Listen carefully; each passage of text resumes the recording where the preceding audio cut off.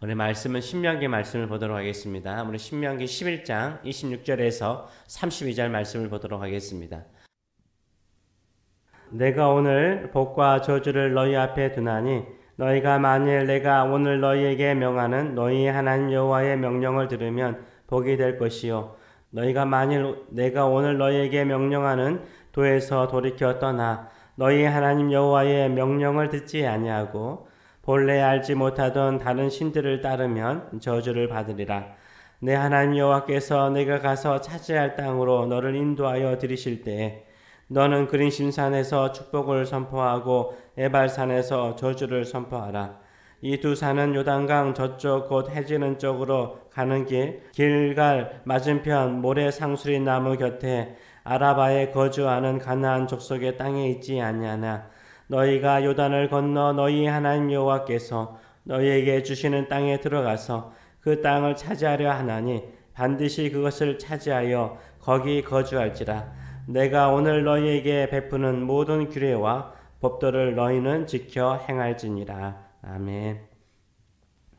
우리 말씀을 가지고 애매한 축복과 저주는 없다, 애매한 축복과 저주는 없다라는 제목으로 같이 은혜를 나누기로 합니다. 세상에 선과 악이 있듯이 축복과 저주가 있습니다. 우리가 선과 악을 선택하듯이 축복과 저주를 매일 선택하며 살아갑니다. 중요한 것은 무엇이 축복이고 무엇이 저주인가를 알아야 합니다. 사람마다 축복이나 저주에 대한 생각이 다를 수 있습니다. 그러나 일반적으로 저주는 결핍, 부족이라고 생각을 할 수 있죠. 그러나 반대로 축복은 결핍이라든지 부족이 없는 상태, 충만한 상태라고 볼 수 있습니다. 그렇다면 오늘 본문은 어떤 사람이 복을 받고 어떤 사람이 저주를 받는다라고 말하고 있습니까? 27절에서 28절의 말씀을 보게 되면 너희가 만일 내가 오늘 너희에게 명하는 너희의 하나님 여호와의 명령을 들으면 복이 될 것이요 너희가 만일 오늘 너희에게 명령하는 도에서 돌이켜 떠나 너희 하나님 여호와의 명령을 듣지 아니하고 본래 알지 못하던 다른 신들을 따르면 저주를 받을 것이다 라고 말하고 있습니다. 이 하나님의 명령을 듣고 그 말씀을 따라 살면 복이 됩니다.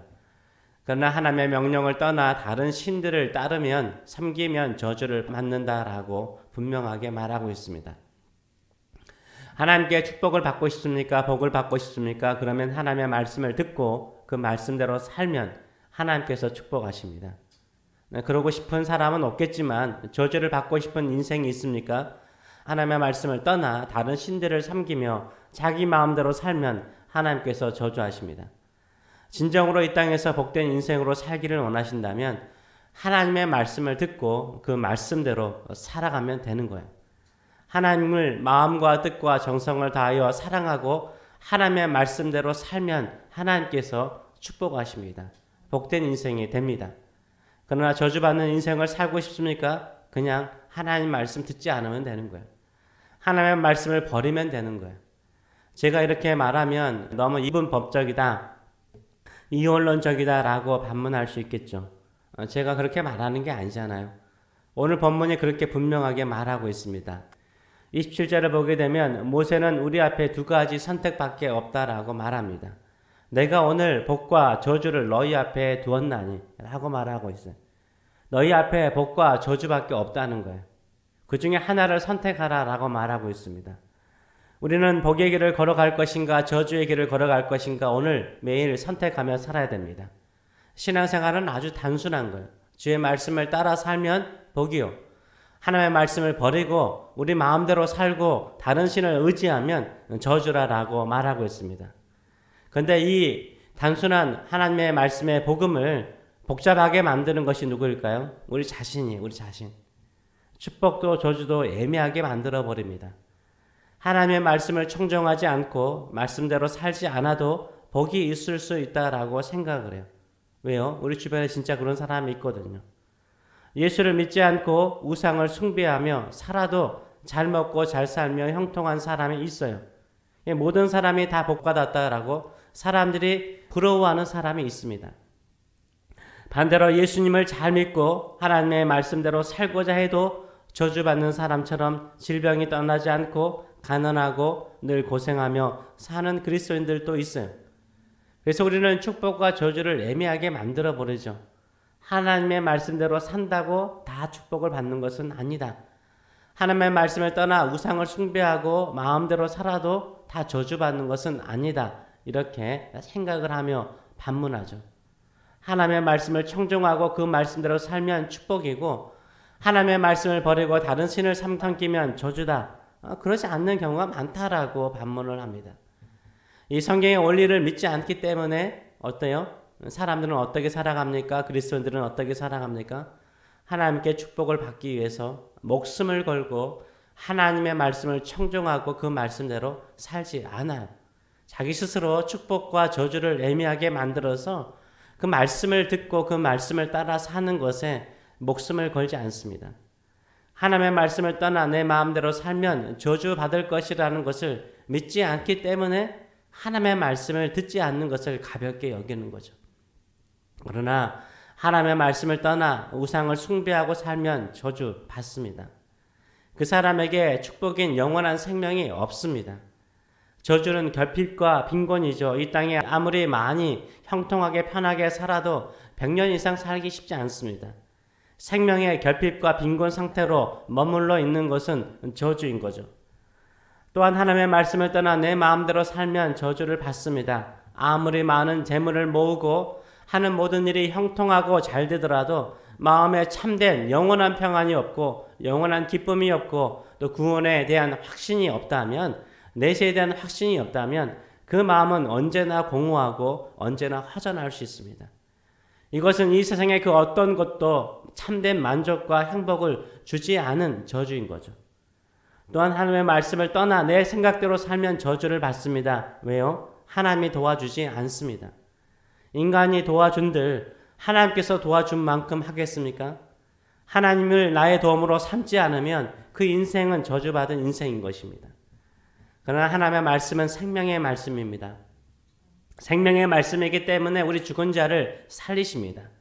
말씀이신 예수님께서 이 땅에 인간의 몸을 입고 십자가에 죽으시고 3일 만에 부활하셨습니다. 그리고 예수를 믿는 우리를 살리셨습니다. 우리에게 영원한 생명을 주셨습니다. 그리고 우리가 죽더라도 우리의 육체를 다시 살리실 줄 믿습니다. 우리 주님께서 우리를 다시 살리십니다. 이것이 우리의 축복입니다. 하나님의 말씀대로 사는 사람은 이 땅의 모든 것이 우리를 만족시키지 못하고 우리를 행복하게 하지 못한다는 것을 압니다. 왜요? 우리를 진정으로 만족시키고 우리를 행복하게 만드는 것은 오직 하나님의 말씀밖에 없음을 믿기 때문인 거예요. 오직 우리의 만족과 우리의 행복, 우리의 기쁨은 말씀이신 우리 주 예수 그리스도밖에 없음을 믿기 때문입니다. 그래서 예수를 믿는 사람은 복받은 사람이에요. 우리는 이런 축복을 받은 사람입니다. 또한 우리가 하나님의 말씀을 청종하고 그 말씀대로 살면 하나님이 우리 편이세요. 하나님이 반드시 우리를 도와주십니다. 이것이 우리의 축복입니다.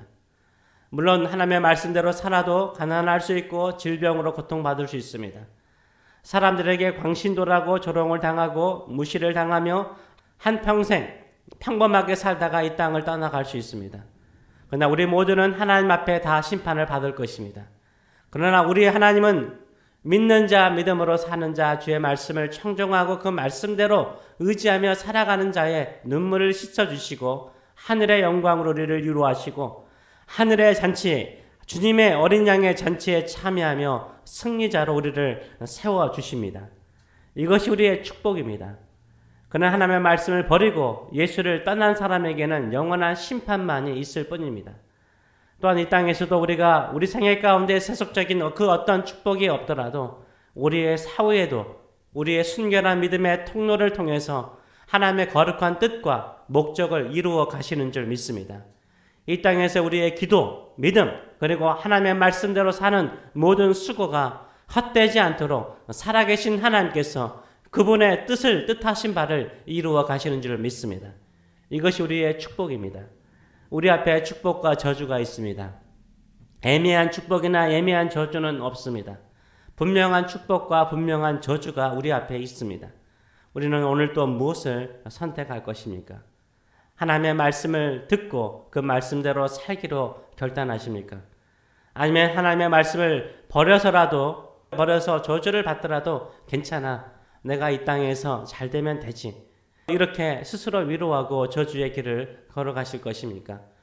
모세는 이스라엘 백성들이 요단강을 건너 가나안 땅에 들어가면 그린심산에서 축복을 선포하고 에발산에서 저주를 선포하라라고 명령합니다. 이스라엘 백성들의 귀에 생생하게 들리게 합니다. 오직 하나님만을 사랑하고 주의 말씀대로 사는 자가 복이 있습니다. 하나님의 말씀을 떠나 이 세상의 우상을 쫓아 사는 자들은 결국 저주를 받습니다. 오늘 우리에게 모세는 다시 말합니다. 32절의 말씀처럼 내가 오늘 내 앞에 베푸는 모든 규례와 법도를 너희는 지켜 행할지니라. 우리 앞에 들려진 하나님의 모든 말씀을 듣고 그 말씀을 대로 지켜 행하시는 복된 사람 되시길 축원합니다. 예수님을 따르던 제자들이 많았죠. 처음에는 예수님을 따르던 제자들이 많았습니다. 그러나 예수님께서 광야의 만나를 먹는 이스라엘 조상들은 죽었지만 생명의 떡인 나를 믿는 자는 죽지 않고 영생을 얻는다라고 말씀하셨죠. 이 말씀이 너무 어렵다고 예수님을 따르던 많은 제자들이 예수님을 떠나갔습니다. 이때 12제자에게도 너희도 떠나가려 하느냐라고 묻죠. 그때 베드로는 영생의 말씀이 주께 있사오니 우리가 누구에게로 가오리까? 라고 대답했습니다. 예수님이 우리에게 영생을 주시는 말씀이십니다. 제발 짝퉁과 같은 이 세상의 소리를 듣고 저주의 길로 가지 마시고 영생의 말씀이신 예수님을 믿고 주의 말씀을 따라 살면서 영생을 누리며 살아가시는 저 여러분 되시길 축원합니다. 우리 앞에 복과 저주가 있습니다. 어떤 길을 선택하기를 원하십니까? 복된 인생이 되기를 원하십니까? 오직 하나님만을 마음과 뜻과 정성을 다하여 사랑하고 주의 말씀을 듣고 그 말씀대로 사는 복된 길을 선택하시는 저 여러분 되시길 축원합니다. 이것이 우리의 복입니다. 기도하겠습니다. 살아계신 하나님 아버지, 세상의 소리도 또 우리의 주변의 현실도 보게 되면 주의 말씀대로 살지 않아도 잘된 사람이 있기 때문에 하나님께서 선포하는 축복과 저주를 우리가 애매하게 생각합니다.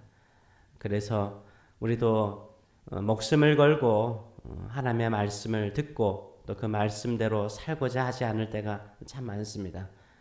애매한 축복과 애매한 저주는 없는 줄 우리가 압니다. 분명한 축복이 있고 분명한 저주가 있는 줄 우리가 다시 한번 주의 말씀 앞에 나와서 듣습니다. 오직 복된 인생이 되기 위해서 하나님의 말씀을 듣고 그 말씀대로 따라 사는 자 되게 하여 주시옵소서. 아무리 세상이 다른 영생의 길이 있다라고 말할지라도 영생의 말씀이신 예수님만이 생명의 길인 줄 믿고 오직 예수님만을 믿고 따르는 믿음의 사람 되게 하여 주시옵소서. 우리의 인생에 참된 축복이 되시는 우리 주님만을 온전히 믿고 쫓는 믿음의 사람으로 오늘 하루를 살면서 승리자로 주 앞에 서는 자 되게 하여 주시옵소서. 감사드리며 예수님의 이름으로 기도합나이다. 아멘.